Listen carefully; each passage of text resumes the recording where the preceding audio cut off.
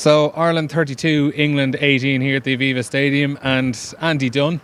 I think it's fair to say Ireland signing off the 2021 Six Nations Championship with by far the best performance of not just this year but the Andy Farrell era so far.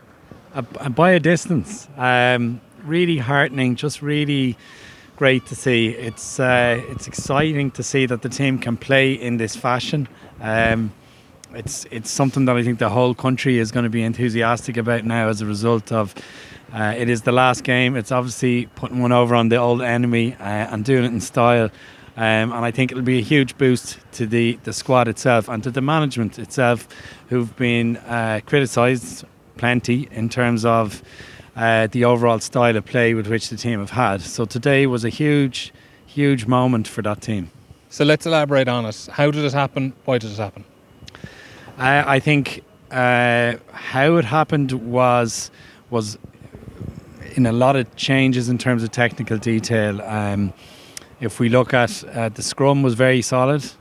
We gave England trouble at the scrum from early on, and England couldn't get any foothold in the game from one of their major strong points being their scrum. They led in early to a couple of early hits. They didn't learn from that themselves, and we were very solid in the scrum. If we look at the line out, we changed how we play off the line out. We treated the back of the line out a lot, and we took the ball down really, really quickly, kind of an off the top play from the tail of the line out, which meant we got the ball into midfield a couple of seconds quicker, which meant the ruck was quicker and Murray could get the ball away quicker, which meant less rucks. There was more tempo in the match. We had less rucks overall. We typically, in the tail end of the Joe Schmidt era and in the early part of the Farrell era, we've averaged way more rucks than opposition teams. In the tail end of the Schmidt era, we were up around 130, 140 rucks per match. Today we'd 79. 79 rucks, 177 of them I think, but those rucks were faster rucks. We were, given the game's not as labour intensive, it meant we could get the ball with less effort, with less physical grunt work, which meant the forwards were fresher and coming onto the ball at pace. We used the width of the field. We passed better. I think Murray had more opportunity to move the ball quickly because the quality of the ball he was receiving took pressure off Sexton, who was able to add variation in his game and show his experience. And we've got Henshaw probably being our best player, who was instrumental very early on in setting the tone for the Irish team. There were just so many positives. There was that they're all adding up to the hows of the win. I think the why of the win, the why could have been just frustration maybe on everyone's part in the squad, based on the criticism they've received. There's been very little, from myself included and the media in general. I think there's been very little positives to take from recent history. One or two kind of promising moments, but overall we haven't seen a performance that has been a statement performance for this group, and that was by a distance their best performance in the Farrell era. When was the last time they were at that level in a single game even? For me, probably the All Blacks win at home. We played very well. We had an effective performance against Scotland in the World Cup, but we didn't play with any style and we didn't play with any creativity in that match. We were just very effective. That was a game where we were stylish, we were creative, we were really, really effective, we were clever.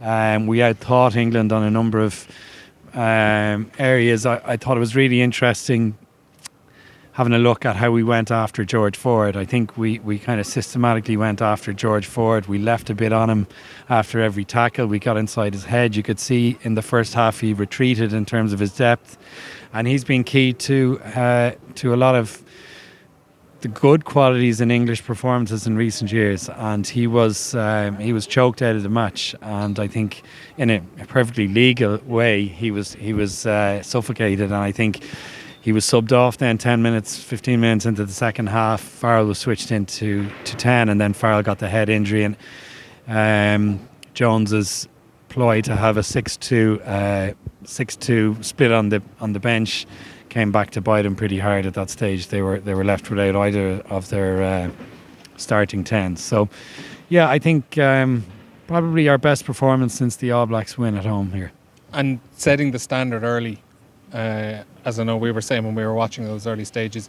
15 minutes in, we'd counted 2 choke tackles, one for scrums by Robbie Henshaw, a line break by Robbie Henshaw, and a tackle on Elliot Daly right under the English post from a high ball. Robbie Henshaw getting up right up on top of him, Ireland winning a penalty. All that from one player inside 15 minutes. Like that, talk about setting the stall out. And on Robbie Henshaw in particular, he was man of the match today. Up there with Tyg Byrne, probably as player of the tournament from an Irish point of view. Yeah, I think overall I would say he has been our player of the tournament. I think he's consistent in his defensive duties. Today he kind of stepped up above that consistency, and that first 15-20 minutes, if you need people to lead by action and set the tone, one of the areas I think we've not struggled hugely in terms of our attitude at any stage. There's been no criticism of our application, our attitude, and you'd often see that characterised in a team by the speed with which they come off the line defensively, and we've been doing that really well against most oppositions in recent weeks.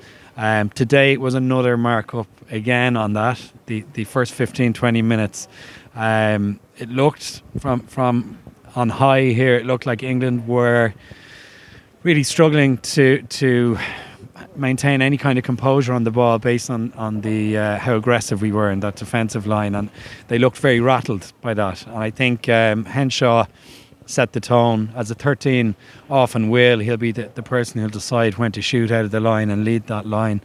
And it was an interesting shift positionally for him. He's been so effective at 12. Obviously Ringrose had a poor day last day and then wasn't available for selection, so Henshaw switches one position out, but he showed he's equally effective, if not more effective, in at 13 today. And on Henshaw in particular and his all-round game, like, he's definitely brought it on to a new level in the last couple of months. So what I'm trying to figure out is, what is he doing now, or what isn't he doing at the moment in comparison to maybe 12 months ago? I think players, I don't think there's ever been any question marks about Robbie Henshaw's abilities. His lowest point in an Irish jersey was probably an Ireland-England game here at fullback, and I also think he's he got harshly criticised in that game. He didn't have a great match, but he's also much like Elliot Daly. He's very capable at fullback. He's very capable at centre. He's not going to play.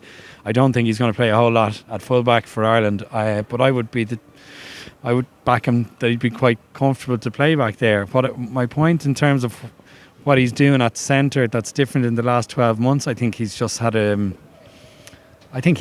match sharp. He's had a run of games where he's kind of at peak energy levels. His injury profile has been very low. He's got a lot of momentum in his game and confidence in his game. And I think he, if we can see him add in, he's got distribution in his game. He's probably not had the opportunity to distribute a lot the way we've played. If we could see him add that into his game, that's probably more a tactical decision by management. He's got that in the locker as well. So it would be great to see that final little flourish come into his game. But in terms of physical contribution around the field and at key moments, he's been outstanding. Other players that impressed today, like there were definitely quite a few, but if you were to pick out one or two more? Overall, I thought the forward pack were outstanding. And I thought in defence, if we looked at Tyg Byrne, Ian Henderson in particular, and Van der Flyer and Stander. So 4 of those in terms of the 8 were outstanding defensively and caused huge disruption to the English attack. And in terms of our attack and our offensive play, I think Jack Conan stood out.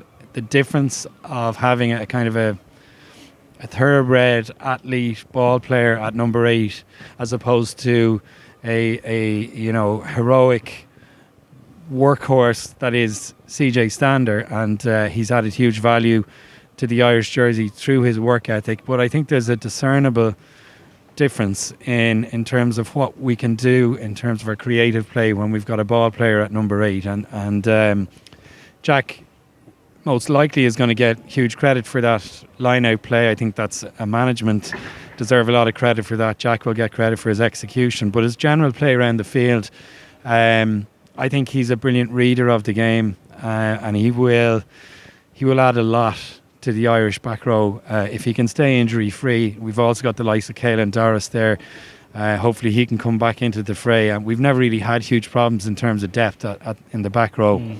But overall, and those standout performers in the Irish pack, probably the four lads I mentioned defensively were just superb, and then Conan, I think, stood out just in terms of that attacking prowess. And then as a whole as well, the line out and the scrum in particular were excellent as well. So it's not just individual performance, there was all coming together as a whole as well. Yeah, but interestingly, we much like the rucks, I think we, like I said, 79 rucks in total, which is vastly smaller amount of rucks than a lot of our previous internationals in recent years. But also I think we only had 5 scrums and maybe 12 lineouts, and all of our scrums and 11 out of 12 lineouts. But it's actually the way we used the quality of that ball. It wasn't 18 scrums and 22 lineouts that we won, but it gave us stale midfield ball. It actually created high tempo ball in midfield, which split up the English defence, took away all of their momentum, and allowed our players to come onto the ball at pace. So sometimes stats can be misleading. I think in today's stats, they're hugely instructive and insightful, that we've reduced our scrums but remained very much delivering a quality scrum. We've reduced our amount of lineouts, but we've improved the quality of ball we're delivering to the midfield, and we've reduced our ruck count as a result, which means we're less labour intensive, we've more energy in the game, and it showed. I mean, we'd massive amount of energy even going into the last 7-8 minutes, down to 14 men and then 13 men. We showed huge appetite still at that stage and huge energy levels, and I think it's because we conserved our energies to the game. You mentioned like Ireland's use of the ball off set pieces. Like, there was no better example than the opening try of the game on 22 minutes, when you kind of touched on it there, the overthrow from Rob Herring towards the back, Jack Conan stepping in and just tapping that ball down to Keith Earls. At the time, ourselves, and I'm sure most people watching it, were just wondering, was that exactly the plan? Was Jack Conan going to run back and carry the ball? But as we saw at half-time, there was a video doing the rounds, and I'm sure a lot of people watching this will have seen it as well, where Simon Easterby is being interviewed down on pitch side, and Ireland are trying out that exact move. So it was something that was definitely on the cards, and in fairness, for a man that hasn't got too much credit over the course of the last couple of months, Mike Catt probably does deserve a bit of credit for that bit of invention. Absolutely. I think all of our attacking play today was of a different calibre to what we've seen. And I think Mike Catt, as attack coach, who has been criticised, absolutely deserves a kind of a reversal in terms of that criticism, and deserves the applause and the praise today, because he's clearly had a long think about how he can intervene and help, or maybe he's been given more access to team strategy and team play. Whatever the change, we can only surmise, but in terms of the actual technical delivery and the tactical delivery of those plays off set piece, it was very obvious that the line Keith Earls ran, he was anticipating there could be a pass down from Conan. I mean, there's no way he would have been running at that pace into that hole unless it was something they'd practiced before. And obviously then we had that halftime video on social media. We saw them practicing it in the warm-up, so that confirmed it. My toes curled a little with a midfield scrum after about a minute, and we split our attack and we ran right, and Bundyaki, one pass, we got tackled into touch, and I thought, here we go again, a lack of creativity, but actually that was a false dawn, and we actually had a brilliant creative attacking performance aside from that first mistake. Also as well, like, I think even over the course of Andy Farrell's tenure, there have been a couple of good performances here or there. I think of Wales in the second game in the Six Nations last year, Scotland at the end of the Autumn Nations Cup in 2020 as well, where Ireland have looked very good at times during the game.